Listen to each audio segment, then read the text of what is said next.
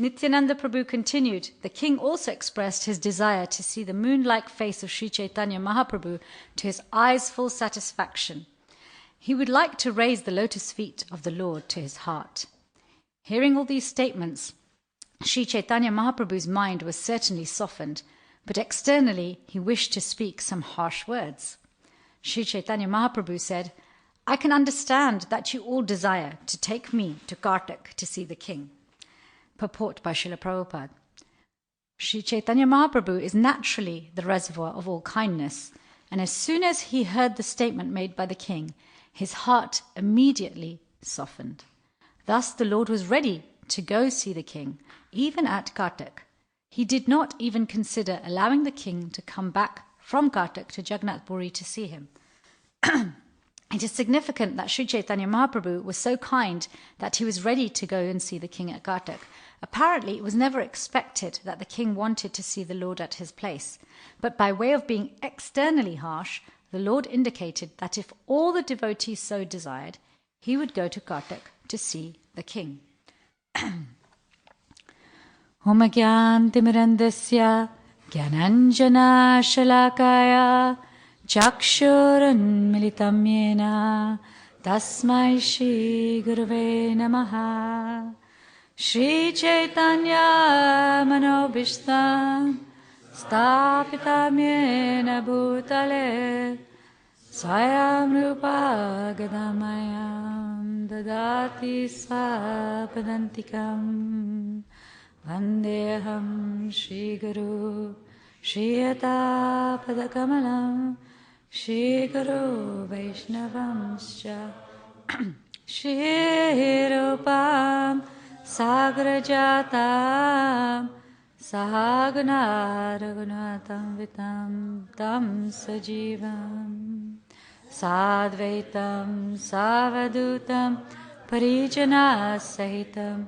Krishna Chaitanya Devam Shri Radha Krishna Padhan Sahagana Lalita Shri Vishakam Vitamscha He Krishna Karuna Sindhu Dina Bandhu Jagatpate Gopesha Gopika Kanta Radha Kanta Namostute Tapta Kanchana Gaurangi Radhe Vrindavaneshwari Vrishabhanu Sute Devi Pranamami Hari Priye Vancha Kalpaturubhischa Kripa Sindhu Bevacha Patitanam Pavanebhyo Vaishnavebhyo Namo Namah Shri Krishna Chaitanya Prabhu Nityananda Shri Advaita Gadadhar Shrivasadi Gaura Bhakta Vrinda Hare Krishna Krishna Krishna Hare Hare Hare Rama Rama Rama Hare Hare. So I'll just read verses 21 to 23 of chapter 12 again. Nityananda Prabhu continued, the king also expressed his desire to see the moon-like face of Sri Chaitanya Mahaprabhu to his eyes' full satisfaction. He would like to raise the lotus feet of the Lord to his heart. Hearing all these statements, Sri Chaitanya Mahaprabhu's mind was certainly softened, but externally he wished to speak some harsh words. Sri Chaitanya Mahaprabhu said, I can understand that you all desire to take me to Kartak to see the king. So, the adventures of Maharaj Prataparudra continue. This is, Chaitanya Charitamrita is a really a beautiful narrative, the way everything's been done in terms of, alongside the narrative that's currently going on, there's usually some story arc in the background. So over these last few chapters, we've had the story arc of what's going on between Maharaj Prataparudra and Lord Chaitanya. Will he see him? Won't he see him? How are Lord Chaitanya's associates facilitating this? And in chapter 11, we heard about how actually Maharaj Prataparudra is getting to observe Lord Chaitanya and his activities and his associates from afar. And by observing his activities under the guidance of Sarvabhauma Bhattacharya, he's getting to understand the intricacies, the subtleties of those activities and the different degrees of love, the different types of love for the Lord.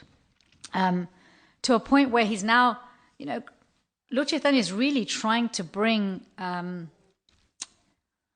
Maharaj Prataparudra, as he does with every personality encounters, bring their love, their relationship with him, with the Supreme Personality of Godhead, to a fever pitch, to that highest point where it's unstoppable. We all have an individual and unique relationship with Krishna. It can't be destroyed. It can be forgotten. It can be interrupted. It can be buried. But it can never be destroyed. Okay, and this pastime, this dynamic, this drama that is going on between Maharaj Prataparudra and Lord Chaitanya, despite him not having yet personal face-to-face darshan, is a real beautiful expression of the different stages that we can go through to get to that point of our love being at that absolute precipice, at that absolute, escalation. It's even when, and it's really nice in this verse how it's described that Lord Chaitanya wanted to seem harsh, even though actually his heart is becoming soft, because he's hearing from Maharaj Prataparudra's words, everything he's communicating through his associates, that actually, whatever it is that is stopping you from seeing me, I'll give it up. If it's my kingdom, I'll give it up. I just want to serve you. His desire for Lord Chaitanya's service and association and darshan is now starting to trump everything else. So it's interesting that Lord Chaitanya, even though his heart is starting to begin to soften, his mind is softening, he's thinking, actually, if I want to increase the fever pitch, if I want to increase the intensity of Maharaj Prataparudra's love, I'm going to still come across as a little bit harsh. Maybe say things and do things that it's not going to be very obvious that I'm softening, but those who know me will start to understand. He's evolving. If you see Maharaj Prataparudra's journey through these pastimes, through what he's hearing from the various associates of Lord Chaitanya and the different dialogues that have taken place, he's starting to understand more about the philosophy of bhakti. He's starting to understand more about the reasons of Lord Chaitanya's arrival, more about the feelings that one has towards Lord and what they need to be like. And at the same time, simultaneously, Lord Chaitanya's receptivity to receiving him is also changing. He's gone from hard like a thunderbolt, completely resting all of his, conclusion on, I'm a sannyasi, I cannot mix with kings and people who have opulence, to now actually thinking, I have to speak some harsh words. His mind is softening, so he puts it, it's explaining this purport, Srila Prabhupada saying, he puts it onto them. He says, I know you want me to go and see him. I mean, there's no question that Maharaj Prataparudra hasn't said, I want you to come and see me here. But Lord Chaitanya is expressing his desire also that actually soon that day will come where I will be ready to receive you. In our unique individual relationships with Krishna, he is also always constantly making arrangements for all of us, especially when we show an interest in him. Especially when we show an interest in him. We often hear that, how does the karma of somebody who hasn't yet chosen to come closer to Krishna play out? Well, it's basically like for like. And we often hear that actually when we choose Krishna, then whatever's mapped out for us is delivered to us in a way that will inevitably bring us closer to him. And this is what we see here happening with Maharaj Prataparudra. These arrangements that are made for each of us to bring our attachment and affection to a peak they're a catalyst. And I'm sure many people here have made paneer, right? You've made paneer. You at least know that it needs the right temperature and it needs an acid, right? Either lemon juice or vinegar. So that acid is the catalyst. You can bring the milk to the right temperature. You can, have you can have the best milk, everything. But until you make that arrangement, that specific arrangement, that's the catalyst. That arrangement sometimes, straight lemon juice isn't so pleasant to taste. Neither is vinegar, okay? Neither is citric acid. But when they put into boiling milk, they make this beautiful, they separate, the paneer, the richest aspect of the milk, separate it from the whey and the water, okay? So these arrangements are like that catalyst in each of our lives. Krishna does it even for the gopis. The gopis have pure love for him. But to increase that pure love, because one of the aspects of prema and purity is that it's infinite. It can only get more, it can only get deeper. What does he do with the gopis? He's in a perfect situation with his topmost gopis. He leaves. He goes to Mathura, so they get to taste an even deeper love, the one of separation. So he has no favorites when it comes to making arrangements, in our lives. His heart is also in pain when he's doing this. As Lord Chaitanya's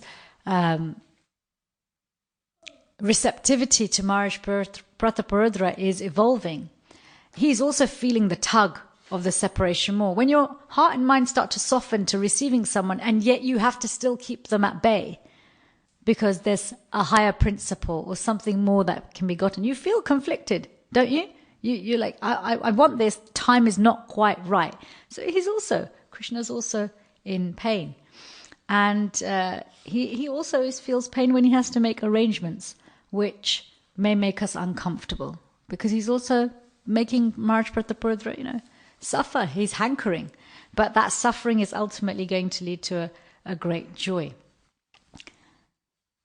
When arrangements are made which seem unfair, okay, because Maharaj Prataparudra's situation, here's Lord Chaitanya walking around every town and village, everywhere he goes, that there's no hard and fast rules to chanting, that there's no varna that can block you, no ashram. Anyone can become a pure devotee. Anyone can have the Lord's mercy.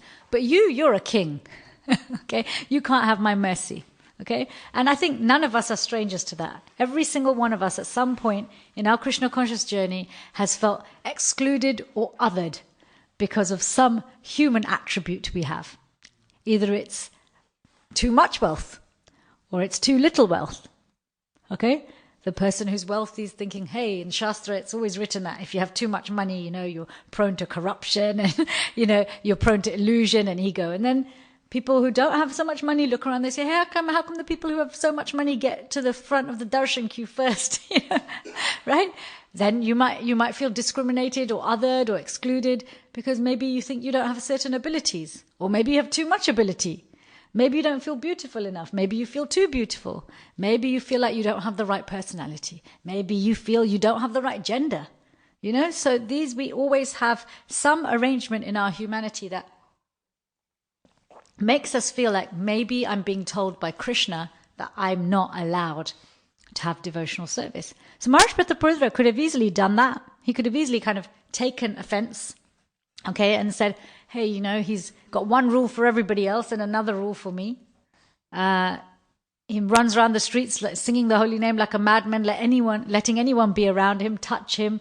He falls on the floor in ecstasy, and here I am. I'm desperate to see him, and he won't see me just because I'm a king. Fine, I'll give it up. Let me make friends with his associates.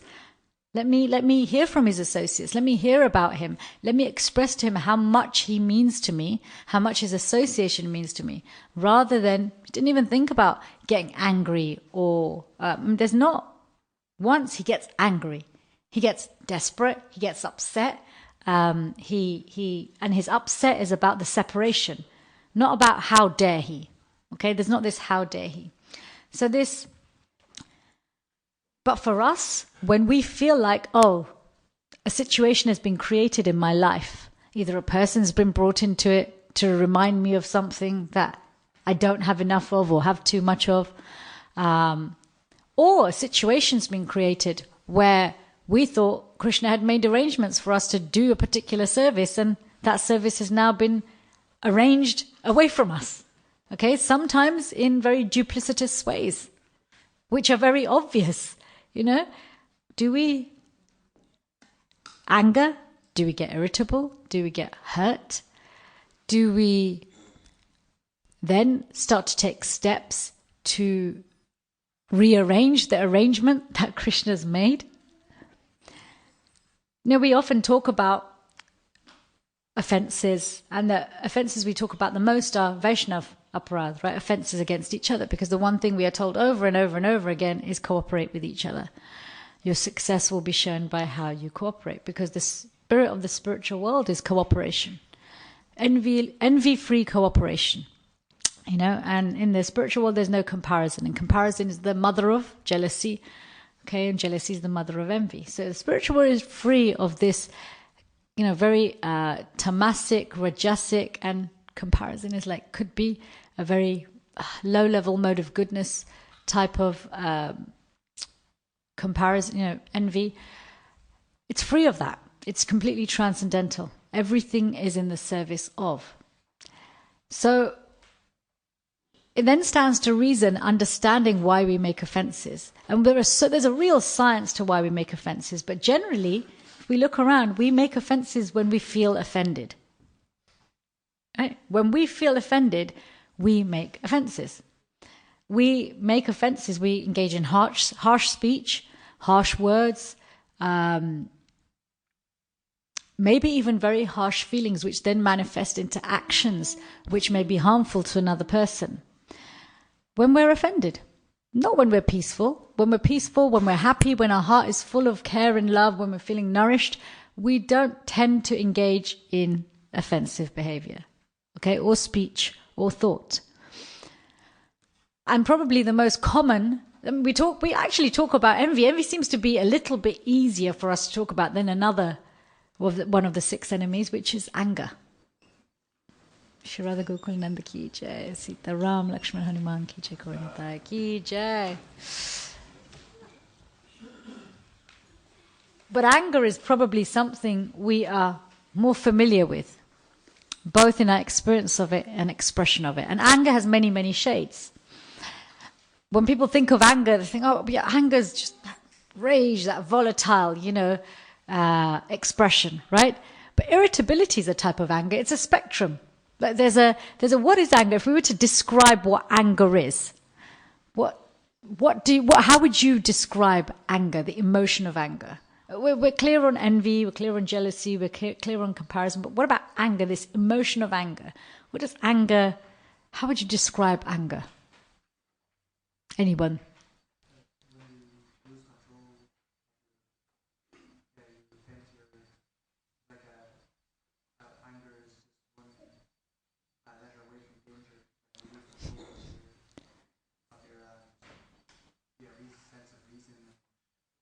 Okay, so that's a consequence of anger, right? A consequence of anger that you can lose your reasoning.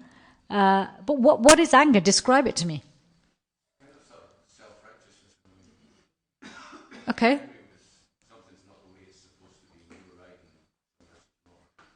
Okay, so that's a reason for anger, right? But what is anger? How do you feel when you're angry? Come on, let's get in touch with that anger. Everybody's felt it. Go ahead. Fiery and hot-headed. Okay, so you might feel fiery and hot-headed. Okay, what else? Burning. Okay, it reminds you of fire, doesn't it? Right? Anybody else feel it any differently? You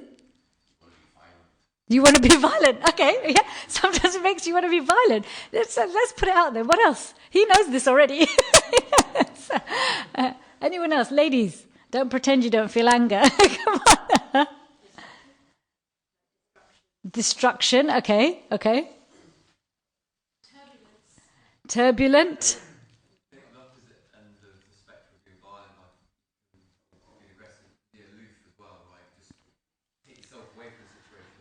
It can make you cold. Yeah, it can make you cold. Not detached cold, right?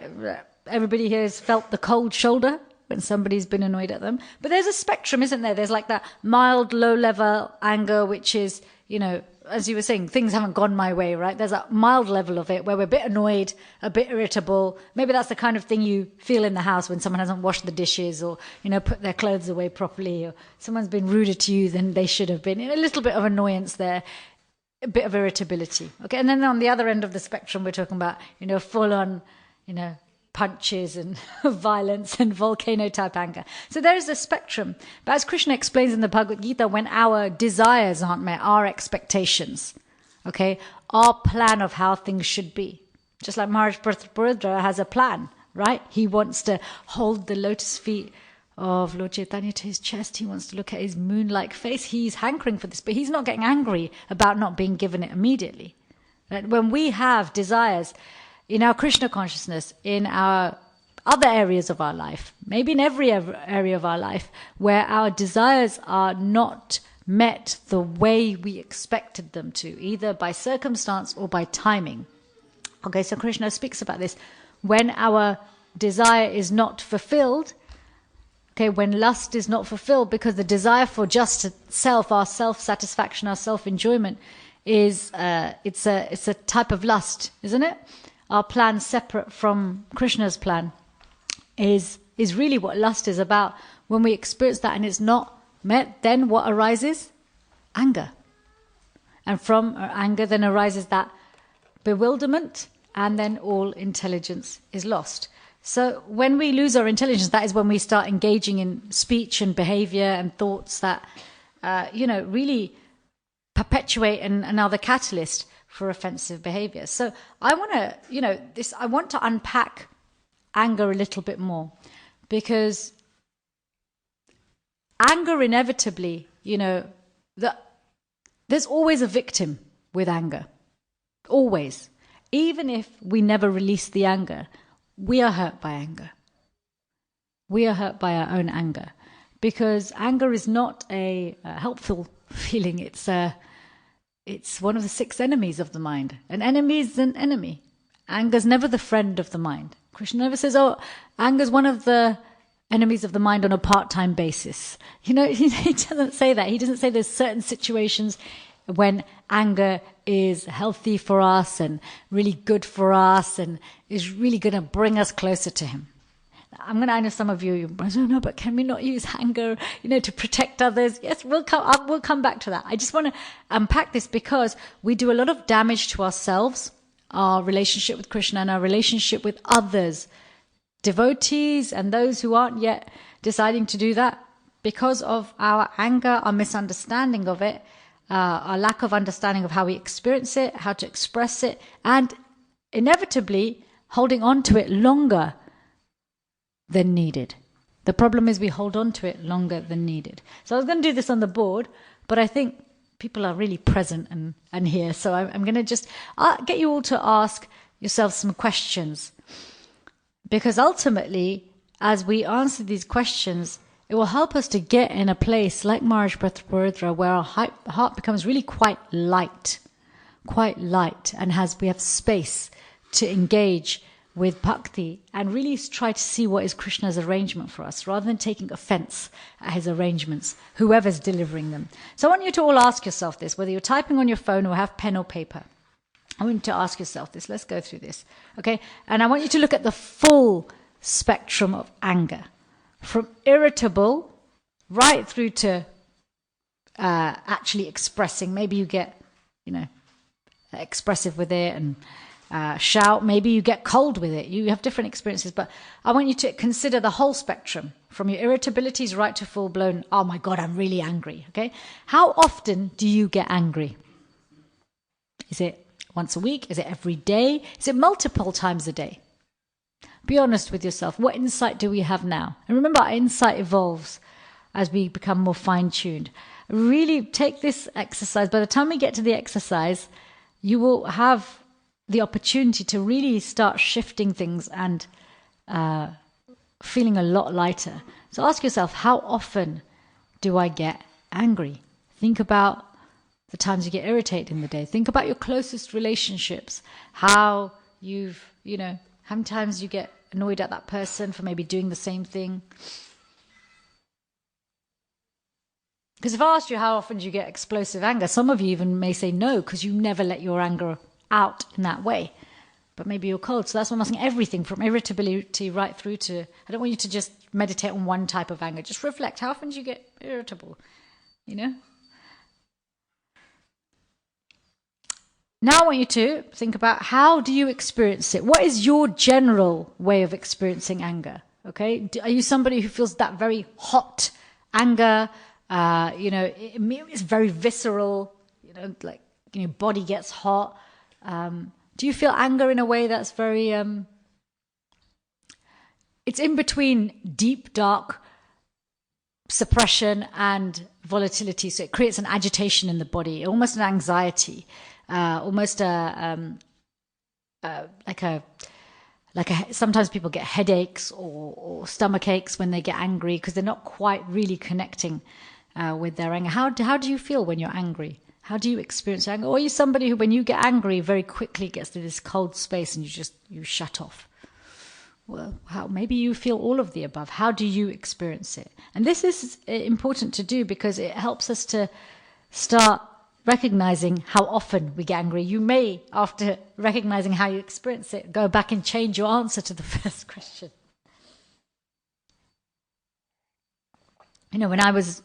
When I've been doing this and I've been looking at really the full spectrum of anger, I notice whether it's irritability or full-blown anger, I notice an increase in my body temperature. Okay, so I've been using that as a measure of, am I getting angry? Am I getting offended? How do you express it? How do you express your anger? Do you express your anger? How do you express it? And this is unique to each of us. When you're angry, how do you express it? Do you write about it? Do you talk about it? Do you scream and shout? Do you say harsh words? Do you stomp around the house? Do you start slamming doors? Or do you shut down and not speak to anyone at all? How do you let other people know that you are angry? That's what I'm asking you. How would somebody else know that you're angry?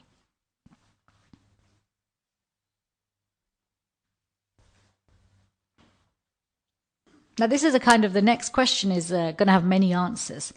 But this is something with something that you might want to consider.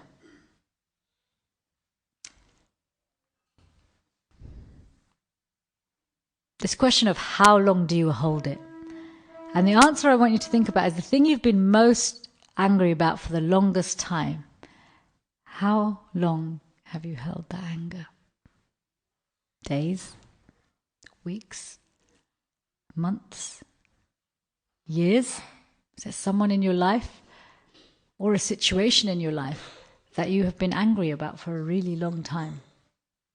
Feeling like it shouldn't have happened this way. It was wrong. I don't see how this could be good for me.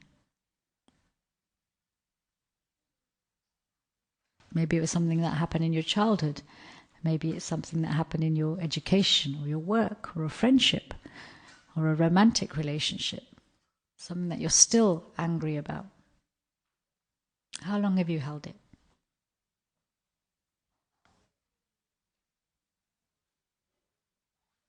We all know we've all had anger that we've held on to for just 5 minutes or 10 minutes or a week or a month.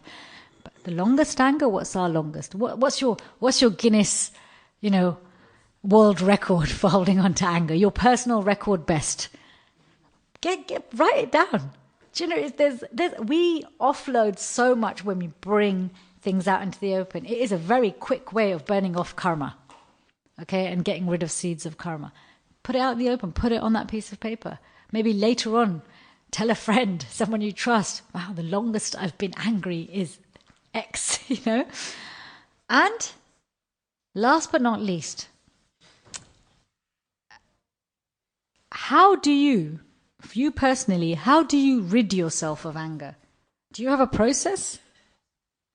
What is your process of ridding yourself of anger?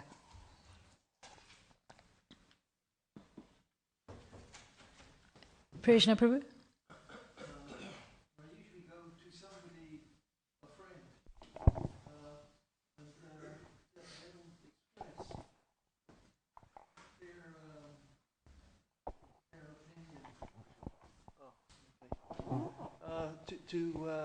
when I feel anger, I go to somebody who I can trust as a friend, as a support, as a feedback, and they'll tell me if they're a real friend.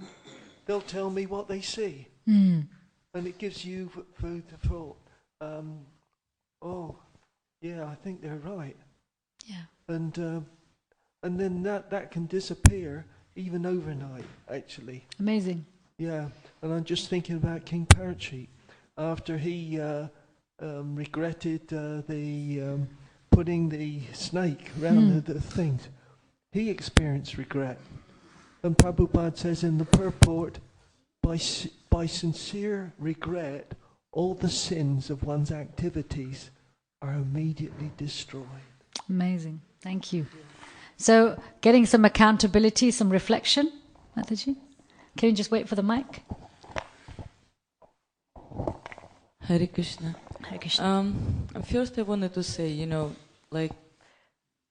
have to know what you want in life, and the most important things, what is importance in life, If you understand that you are a soul, Sat Chit Ananda, No, you have to understand that this is a very basic, but it's very nurturing truth in that, because when you know who you are, you understand it's okay to get angry.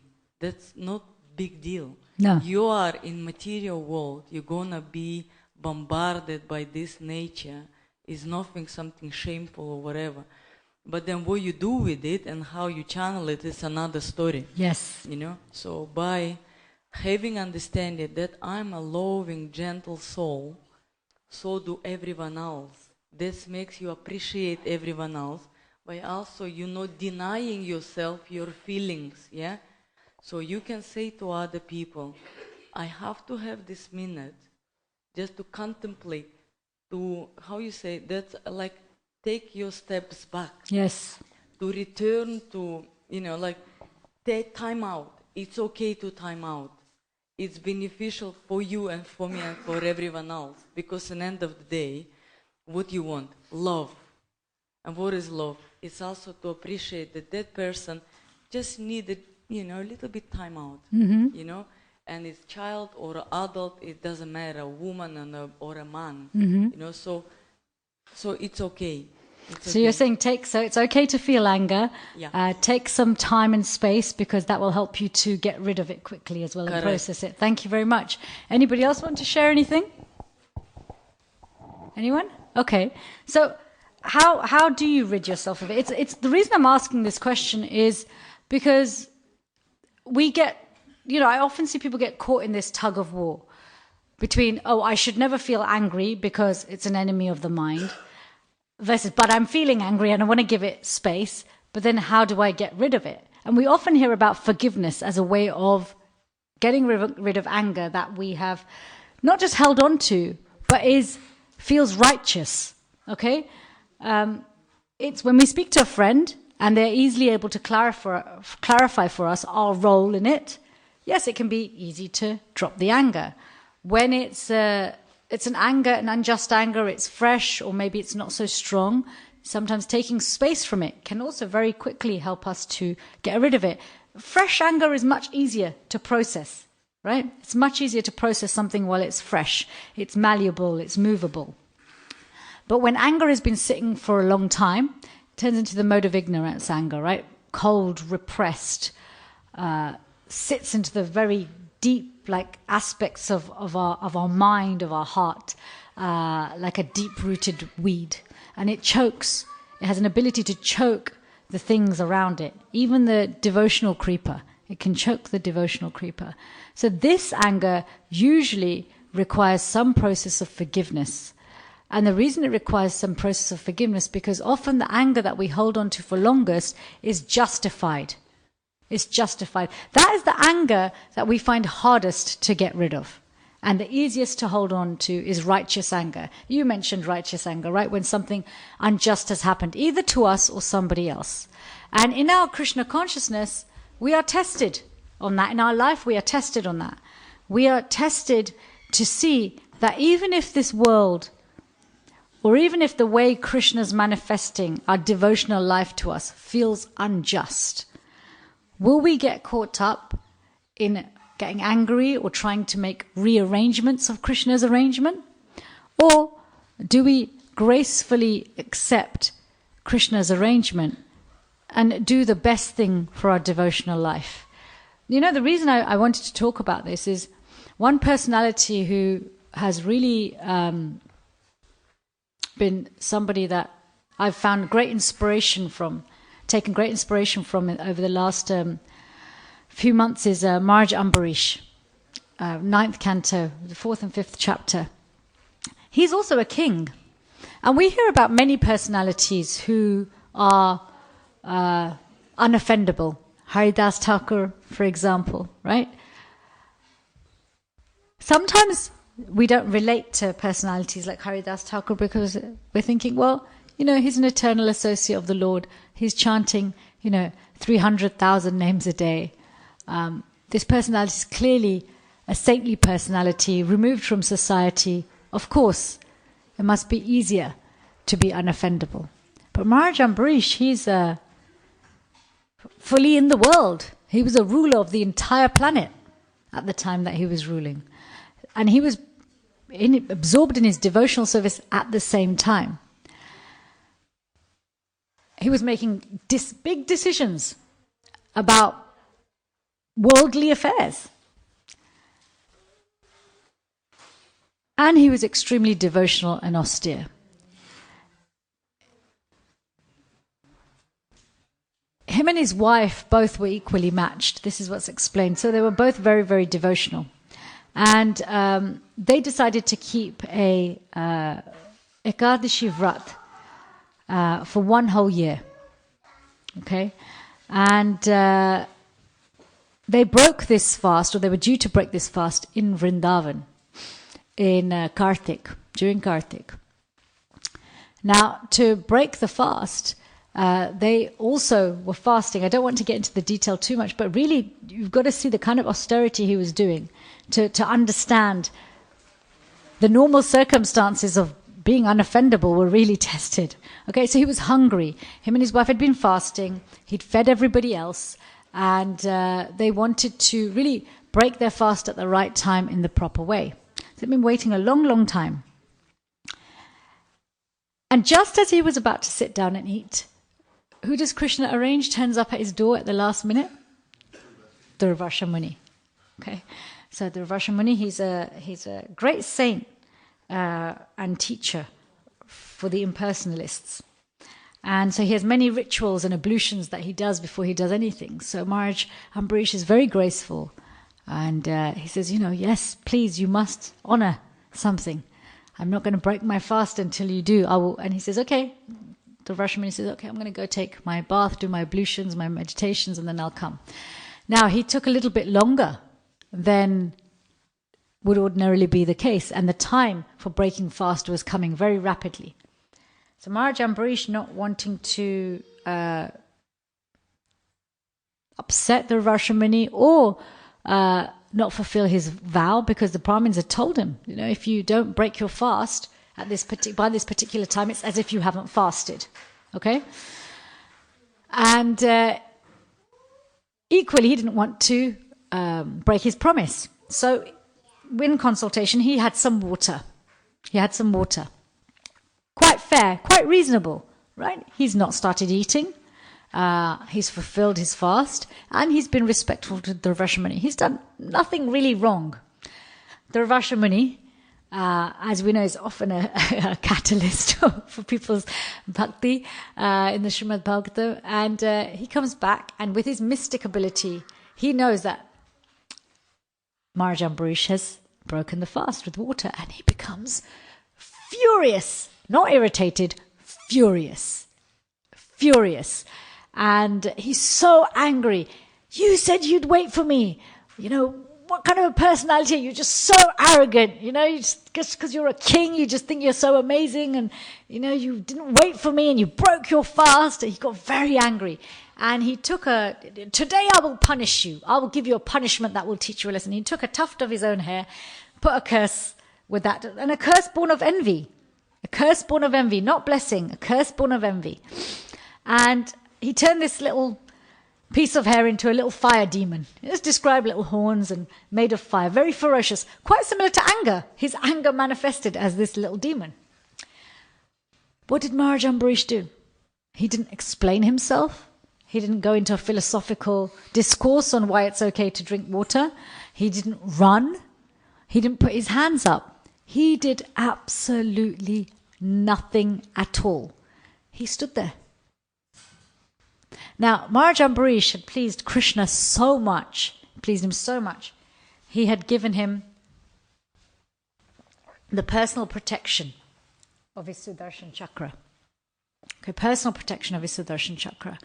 So actually, when Maharaj Ambarish did absolutely nothing, Krishna couldn't tolerate it. And immediately the Sudarshan Chakra came, immediately, instantaneously, before Maharaj Ambarish or the Rashomuni, anyone could do anything, immediately the Sudarshan Chakra came and chopped this demon in half and finished him off. And then he made a beeline for, he started to pursue the Rashomuni. And it's interesting because the Rashomuni was running for a whole year, from planetary system to planetary system, okay? From one place to another. And Sudarshan Chakra, although he can just catch up in a split second, stayed close enough to the Rashomuni to heat up his neck and let him know, I'm still here. Okay, I'm still here. But not close enough that he destroyed him. Because Krishna had actually made this arrangement really to glorify Ambarish Maharaj and his devotion. Really to bring it to that peak. So the Rashomuni is going here and there and everywhere, and he goes to Brahma, he goes to Shiva. They say, look, we can't protect you from the Sudarshan Chakra. This is Vishnu's, weapon. And we have no control over Vishnu's weapon. You have to go to Vishnu. So he goes to Vishnu still with the Sudarshan Chakra right there. Now imagine that right there, one whole year. And Vishnu's like, I can't control my Sudarshan Chakra because I'm completely under the control of my devotees. Okay, your behavior was born of your own self-envy. Self-envy. You're envious of the actual self. Right? Because you're envious of your actual self, you got offended. He's done absolutely nothing wrong. Engaged in something really abhorrent. And, you behaved offensively. So actually the only person who can control Sudarshan Chakra is Ambarish Maharaj. You need to go to him. So the Rashomuni falls at the feet of Ambarish Maharaj. You know how Ambarish Maharaj feels? He doesn't feel, about time. It's about time. It took you 1 year to realize you've done something wrong. He didn't feel like that. He didn't have pity on him, like, I should now have, pity on this person. He's finally realized he's wrong. He didn't feel that either. He felt ashamed. He said, why are you falling at my feet? You've done nothing wrong. He still felt like the Rashomuni had done nothing wrong. If somebody pulled out a fire demon from their tuft of hair in front of you when you've done nothing wrong, you've had a sip of water, okay? You've had a sip of water. Would you be saying, oh no, I feel embarrassed that you're falling at my feet? No, come on. Let's be honest with ourselves, He didn't, but he felt ashamed. He said, you've done nothing wrong. What is it that you need from me? And he said, no, please, just ask Sudarshan Chakra to stop chasing me. I'm so scared. I'm really sorry. I made a big offense and I didn't realize what a great personality you were. And actually, Ambarish Maharaj, after feeling ashamed, the first thing he did is he just fell at the feet of Sudarshan Chakra. He said, if I've done any devotional service, if I've done anything pleasing, if I've been a good king, can you please just stop chasing the Rashomuni? He hasn't done anything wrong. He's saying, can you believe that? Would you even in your mind say someone hasn't done anything wrong after they've created a fire demon to kill you? Going that far, he hasn't done anything wrong. Sudarshan Chakra is so pleased by these prayers, and he stops. He slows down and he stops. This ends all very beautifully, It ends very beautifully. They have their prasadam together. Ambarish Maharaj is happy. He gets to honor his promise. But actually, it describes in Bhagavatam that Ambarish Maharaj actually waited 1 whole year. He did not break his fast. He kept his promise. He just survived on sips of water. That's it. Why am I sharing this? We often hold on to righteous anger because we think that it is going to help us to make good decisions. If we've seen an injustice or experienced an injustice, remembering and holding on to the anger that it causes us is going to protect us in some way. Often, we will take to a political cause, a social cause, out of seeing that this is unjust, I want to help. But we often, hold on to anger to fuel our motivation to continue to support the cause, right? Thinking it's necessary. Actually, if you look at, they've studied this. If you look at causes where people's, they're standing up for rights, whatever rights it is, human rights, gender rights, race rights, and where people hold on to their anger, and they're mostly vocalizing their anger on various platforms. I'm so angry. Why were they so racist? Why were they so sexist? Why were they so this, They often actually don't do much. They just shout and scream. Often the people who are busy doing something about it are actually quite calm. Because what does anger do? It bewilders our intelligence. Okay, anger is not a good motivator, nor is it known to be a bringer of clear thoughts. Maharaja Ambarish, if he ruled his kingdom based on anger, he would not have been as effective. He is proof that actually being unoffendable keeps you in a clear state of mind. Now, being unoffendable is it's a natural state for us. That's our natural state, and it might feel very far away. But what we can get better at is ridding ourselves of anger. In its fresh state, speak to someone, understand it, maybe take some space. See, what is this anger trying to tell me? But I don't need to hold on to it longer than necessary, because when anger sits there longer than necessary, then it's toxic and intoxicating. People also get intoxicated by their anger. They thrive on anger. They feel like, I'm an angry person. That's my identity. It makes me walk in a particular way, look a particular way. Nobody comes near me when I'm angry. And so they keep like a vibration of anger around them, right? It becomes part of the identity. There is, because there's a power with anger, isn't there? Like you feel that fire of anger can make people feel to some degree safe, because people are threatened by that feeling, whether it's a cold shoulder, when cold shoulder keeps people away, and that's cold anger, right? Or whether it's hot and fiery. So it's a power, it's intoxicating and toxic if it stays longer than necessary. And actually, as Vaishnavas, we can really work on observing ourselves to see, and I found this very helpful, to observe and take a very honest inventory at how often do I jump on that spectrum of anger, even if it's just irritability, a day, for good reasons. For wrong reasons, it's easy I was stupid to get angry about that, let me drop that. But for good reasons like, this person's done something wrong, I have a right to be angry. Or this person's not behaving the way they should, and I'm responsible for them, I have a right to be angry. Because my anger's thinking our anger's going to change them. When has our anger really changed anyone?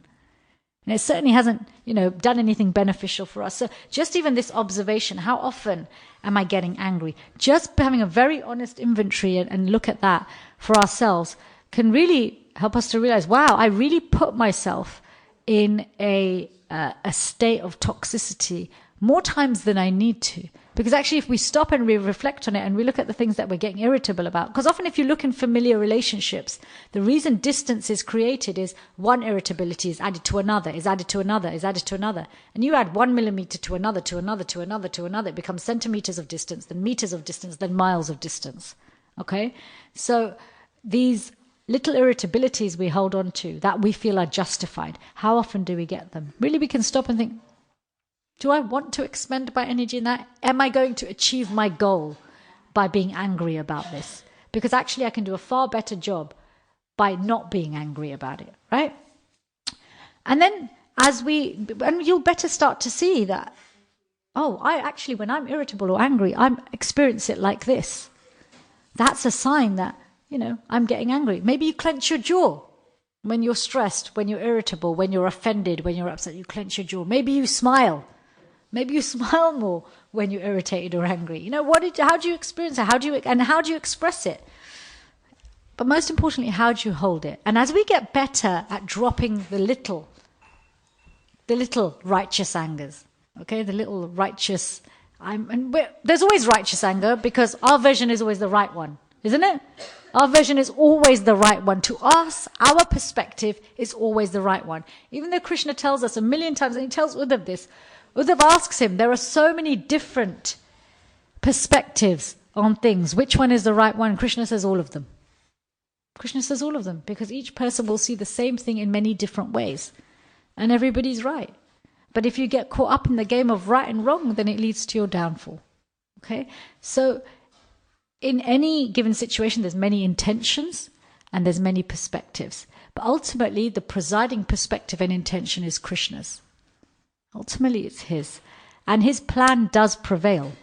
It's to what degree am I getting on board? And when we're angry, it blocks us from seeing that. You know, it's very hard to chant japa with an angry heart, whether that's old anger or hot anger, because it hardens the heart. Maharaj Ambarish his heart was soft. You know, Trinadapi Sunichena, this verse, being more tolerant than a tree. Tolerance is not that I'm through gritted teeth going to just cope with whatever you send me. This tolerance is this, it's coming to me. I trust Krishna so much that whatever arrangement has been made is so that I can just run to him quickly. Okay, so how long do we hold it?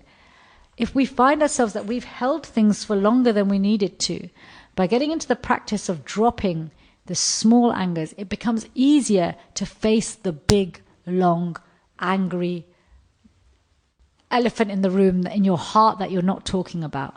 And then you can go through the process of forgiveness. Now, I don't know if we've got capacity to go through the whole, we don't have capacity to go through the whole understanding of the process of forgiveness, but I can just very quickly just share with you just some stages of it. So actually, Parishran Prabhu actually talked about the first stage already, discovery. If we've been holding on to something for a really long time, there's a discovery stage. What happened? How did it affect you? You can do this with a friend, you can do it on a piece of paper. And how did it affect you in every area of your life? Emotionally, your thoughts, your behaviors, your worldview, physically, the costs, all of these things. Just a chance to just let it all out. Okay, maybe you haven't let yourself have that discovery stage, or maybe you felt like, okay, this incident happened such a long time ago, I've not done it yet, why do I need to do it now? Or maybe it's too late. No, do it for yourself. Bring it to the surface. Okay, when something is deep rooted, you bring it to the surface. Then you're bringing yourself to a decision. Do I want to even forgive? Do I want to let go of this anger? Do I want to let go, drop this desire to see the other person punished? So listing the pros and cons of deciding to forgive, and if you did forgive, what might change in you, in the situation, in the person, but most importantly in you. The third stage is understanding and processing. So looking at the other person in a new way. You know, what might have they been going through at the time that this happened, or what may have they been through in the past. We're not looking for justification, we're just looking for understanding. It's not an excuse for their behavior, but an understanding. And by getting that perspective on them, has the way we feel changed at all? Has it changed at all? It might not have. It may have. You don't know. And then healing and growing is the last stage. You know, how has going through that benefited? Because there's always a benefit to everything. Sometimes we don't see the benefit because we hold on to the pain. And what has forgiving or choosing to forgive positively changed? Because even, often just like before you start a run, even thinking about the run gets the body ready for running, doesn't it? Right? More blood sent to the muscles, your mind becomes sharper, you get in the mode of, I'm already a runner, right? So similarly, even just choosing to forgive someone already puts us in that space where we're just ready to drop that anger, that resentment. So it's like when you're ready to put down a box, a heavy box that you're carrying, right? When you're ready to put that box down, your muscles are already starting to relax. You're already starting to experience the elation of not having to carry that heavy burden, right? So these stages are things we can apply for the anger which we've been holding on to for a long time. And ultimately what happens is, as we become better at ridding ourselves of anger, the heart becomes lighter, it becomes softer. It becomes easier for us to be even less resistant when we do feel a bit of anger, we take it for what it is, we recognize what it's trying to tell us, and we drop it. But eventually, as the process of chanting, deity worship, hearing, and reading takes more and more effect, because our mind has less and less blocks, our heart is less and less heavy, then actually what happens is that transformation of the heart takes place, where our real self comes to the surface, that unoffendable self comes to the surface, that self which has the eternal protection of Krishna's Sudarshan Chakra. Okay, so there is nothing wrong with anger, being angry, experiencing it. We have a human mind, so we are going to experience human anger. Transcendental anger doesn't come from the human mind. And yes, human anger can be dovetailed in the protection of others. But when it's held onto, even in the protection of others, it even ends up hurting those other people, because we don't serve them in the best way we can, because we don't think clearly. Does that make sense? So, just like Lord Chaitanya is making arrangements for Maharaj Prataparudra to reach that peak of his love, so that when they meet, it is the most ecstatic experience. Krishna is doing exactly the same thing for all of us. And none of his love is dependent or exclusive to or pushed away by any of our human attributes or circumstances, nor is it attracted by any of those human attributes. But he will always make an arrangement. The minute we turn to him and say, you know what, I'm interested again. Can we reconnect? Okay, let me make the arrangements. But some of the arrangements might seem harsh or unfair and even contradictory to other things that I say. But just trust me, that day will come. As he says to Arjun, don't fear, lean into me. Abandon your ideas of religion and what it should be like. And I'll protect you. Don't worry. We have a few minutes for your comments, questions, corrections. Hare Krishna. Do you want the mic? Can somebody please?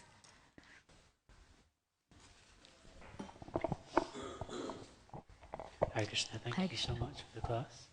Could you share a little bit about the relationship between anger, forgiveness, and compassion? Because I'm thinking back to some examples of when I'm holding on to that anger or resentment, and that might be blocking me from being as compassionate as I can be to that person, and then maybe that even also manifests in other relationships as well, just generally my compassion. Thank you. That was a really nice question. Yes. Again, sometimes we overly rely on anger to be our motivating force, because we're not sure what the other option would be. But actually, when we drop anger, we make way for motives like compassion. Because actually, especially when we get angry for a rightful reason, especially in the protection of someone else, we do so because we care. But the anger blocks the care. And we are by nature caring. There's a big caring part of us, even on our human aspect. Human beings, we love to care. We love to love. And so, anger, any of the enemies of the mind, they block the best motives, the best natural motives that we have, both in our human psychology and our divine psychology. So, yes, this is a very nice point, that when we start to drop anger, we can do all of our services from a position of compassion. We can protect with compassion and love. And, there's a reason why Maharaj Ambarish could single-handedly rule an entire planet, because he wasn't disturbed by the wrongdoings and right doings. And he was able to see through things clearly and take strong decisions. Yeah? Anyone else?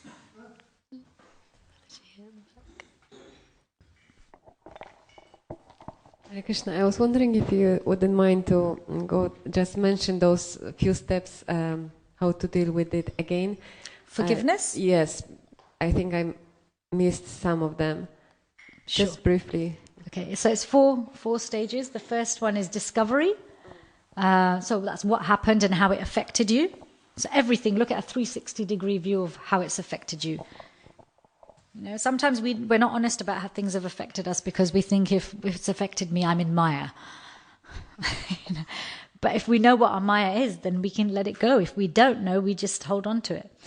The next stage is deciding to forgive. So that's a process, listing the pros and cons of forgiving and what might change if we were to forgive. So we haven't forgiven yet. Then understanding the other person through a different lens, maybe understanding a little bit about, so evoking some compassion. What might have this person been through to behave the way they did? Or what were they going through at the time that they did it? And then by understanding them in a different way, has anything changed in my heart? And then the fourth stage is healing and growing. So has this benefited me? What was Krishna trying to teach me? Have I developed any strengths by going through it? Is there something I can celebrate about what I went through? And what has forgiving or choosing to forgive positively actually changed for us? That's all part of the healing and growing process. Because everything comes to us. Krishna communicates to us even through the enemies of the mind. There's nothing in our life that Krishna can't use to tell us that he loves us. Nothing. In fact, he can even work through our failures, as a good friend told me yesterday. So, is that okay? Thank you so much.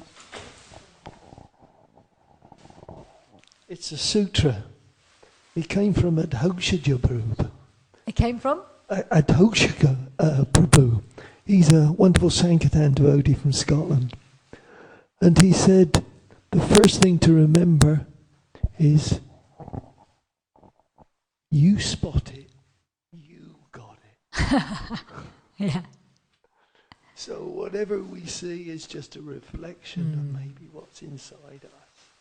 Yeah. So you spot it. If you see the good in somebody, that's good. So play on that, look at that. But if you see the negative part, the thing, that's part of you. So that's a good way to go, that actually we should be looking the good in somebody. I couldn't agree with you more. I think sometimes people struggle if they've been hurt by seeing the good in another person or somebody's exploited that. And this is why I think most people do end up having to go through some sort of process of forgiveness. I think Prabhuji here had a question. Thank you. I was wondering about what's the difference between jealousy and envy? So let's go through actually the spectrum. So comparison is easy, right? What has this person got? What have I got? And, you know, actually when our comparison circle is small, which it used to be before the days of digital media, when our comparison group is small, then that comparison often just really helps us to grow and be better. But when you widen the net of comparison to an unrealistic space and time, you are involving people in your life now and comparing yourself to people who probably were never part of your original karmic blueprint, right? And so one can then become lost and misled, and this can create anxiety or unrealistic targets, right? Because we're comparing ourselves to something that really quite for us is probably karmically far away. We never asked for it in this lifetime, but we are now asking for it by planting those seeds. And so it enters more than into Rajagun, which is jealousy. I want what you have. I want what you have. But when it gets more mode of ignorance, it's I want what you have, but I don't want you to have it. That's envy. Okay? So I want what you have, but you can't have it. So I want to take away what you have from you. So that's why envy's more aggressive, more toxic. Our heart actually really has to be, when we stop comparing, then naturally jealousy and envy, they don't rear their ugly head, because comparison is the very root cause of it. So there's no need to compare, because we'll always find someone better and we'll always find someone worse. So yeah, do you understand the spectrum? Sure. I remember before I read it was an autobiography actually of Steve Jobs, and he said that arguments were the most productive moments he had sometimes. So I was wondering, is that actually, just your perspective on that? For the life that he had, it probably was. For the goal that he had, it probably was. But so you have to decide, do you want to be like Steve Jobs or do you want to be like Srila Prabhupada? Right? Mataji, Hare Krishna. Hare Krishna. I just wanted to add that Srila Prabhupada mentioned it, that is simple for the simple. And the first wonderful thing, you have to find out, you want to be behaving in a false ego, in a real ego, and that's the big difference. When you are real ego, you have no agenda. Simple. Other than to serve Krishna, right? And Simple. his devotees, yes. For that reason, as you said, the Trinata Pisunichana, you constantly be able to chant Hare Krishna. You have to understand that in material world, it's already a hell place. Everyone here gonna make hellish activities. Yeah. So what do we blame and who do we blame? We have to recognize wrong is wrong, sin is sin. There's no question of that. Yeah. But nevertheless, you have to understand this is the place for this, and that's why. How can you constantly blame? The fingers points at you. Yes, right? we are back at us. So absolutely. Whole point is, if you have a problem with something, we are lucky. We got Radha Gokulananda. Go there, pray for that person that they are in this hellish condition and they still suffering in this predicament, and let yourself to heal, because as you mentioned it wonderfully, it is toxicity which gonna cause you a cancer and diseases. So you have to have a conscious choice, or you want to be a healthy in Krishna service, or you want to be sick and hoarding your miseries, and as you mentioned very wonderfully, to be intoxicated by your own sufferings. That's a wonderful point, that we are cutting ourselves every single day. We are the ones abusers to ourselves. Instead of 1, 2, 3, chant Hare Krishna, embrace each other, and just eat prasadam, and you will be okay, totally. Thank you so much, Mataji. May I leave you with the 3 P's of Krishna consciousness? Can we carry on? Do you want to carry on putting it? Devotees. Okay, you both have a question, so you can decide who goes first.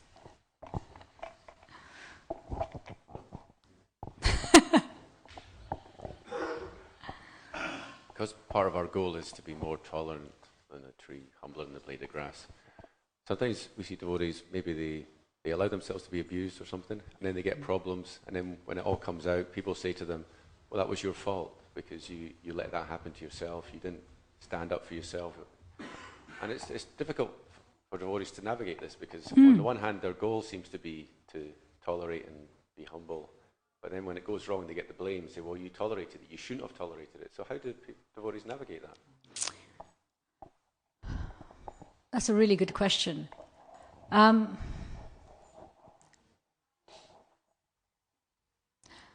Tolerance doesn't mean allowing inappropriate treatment to go on. This is the thing, we misunderstand what this topic of tolerance, Tolerance it has so many different aspects to it, and we tend to cling to endure. Just endure it and suffer. We often think about that, right? That's what a lot of people equate tolerance to. But actually, really, when we actually tolerate, and particularly tolerate without taking offense to it, without holding on to it, we are able to then more clearly align ourselves with hang on a minute, yes, I'm tolerating this for the time being whilst I work out how to navigate away from this, because this is not helping this person or this situation or myself, okay? But we do so in a way that we're not too invested in the outcome. Sometimes we get so invested in the outcome of our action that we find it easy, I'll just sit and grin and bear it and tolerate it, because actually if I try and change it and it doesn't work, I think that would be heartbreaking for me. Does that make sense? Like avoidance of success for fear of failure. And so tolerance can become a very easy get-out clause for us, saying, oh, I'm going to be tolerant and humble. But actually, a humble person is brave. A humble person is able to do and speak the truth and do what's right because they're not bound by often the fears that keep us in a inappropriate situation. If anyone's ever been mistreated and abused and they've done the work to really look at what kept them there, yes, there's manipulation, yes, there's gaslighting, yes, there's all of these kinds of things, okay? But at the root of it, often there's an attachment that we have, a fear that we have, because attachment can be born of fear as well, not just affection. That is keeping us there because we have some sort of secondary gain that we're getting from it. It may be position, it may be a sense of identity, it may be a sense of purpose, it may be something like that, you know? And we're often not willing to sacrifice that, because we seem to still think that having that sense of identity or that role or that purpose is going to be conducive or necessary for our Krishna consciousness. And that Krishna won't make other arrangements for us. So tolerance isn't inaction. Tolerance is intelligent action, really. Like I said, we've been talking about this world as an offensive place. How do we become unoffendable in an offensive world, right? It does require us to have some understanding and mastery over our feelings of anger and hurt, and expectations being unmet and unmet needs, and actually taking responsibility for, Krishna's given me my own plane to fly. The first human being Krishna's given me to look after is myself. So, yeah, you're right. It can be difficult to navigate, especially when there's a culture, like a community culture of framing tolerance in a way, or endurance in a particular way, or humility in a particular way. But this is why we seek out association that can help us to clarify it, even if it may not be in our immediate company. Yeah, we need to diversify who we hear from. Is that okay? Prabhu? Hare Krishna. Yeah. So it's about processing the anger. So processing the anger. Processing the anger. Yeah. So you see a situation and you experience anger within, and then you have that presence that you can reason it. So you can see that why this is happening. Yes, this person is like you this. Can reason so it, yeah. Maybe it's her habit or is his this, and you are able to reason it and don't react. Mm-hmm. So you're not reacting. But can still that anger remain within? I mean, is reasoning good enough to dodge the anger, or I'm still holding it? That's up to you. That's up to you, because sometimes we will understand why someone's being a certain way, but we're still holding on to they shouldn't be that way. Now, where we can justify righteously why they shouldn't be that way, we are more likely to hold on to it. Sometimes though what happens is, and this happens very often, is because we understand why someone's doing something, we think that that means I have to let it continue. But understanding someone is doing something wrong doesn't mean or understanding why they're doing it doesn't mean it's justified, that it's okay. So again, we get caught in that it's either this or that. But it can be both. I understand why you're doing this. It's still not right. So I got angry about it. I've let go of the anger, but we still need to correct this. What's a good way to do this? So basically, you're not reacting in anger. Yes. You're holding on that. And later on, whenever things are better, you still raise that point. Absolutely. And clarify and say, this is not the... Absolutely. So but drop your anger first. Drop your anger first, but don't hold it. Clarify it. Yes. Yeah, clarify it. But you might not ever get clarification. Do you see what I mean? But if you drop your anger, you will be in a better place to know what you want to do next and what you can do next. Okay? Yeah. Thank you. Okay. Hare Krishna. Srila Prabhupada ki jai.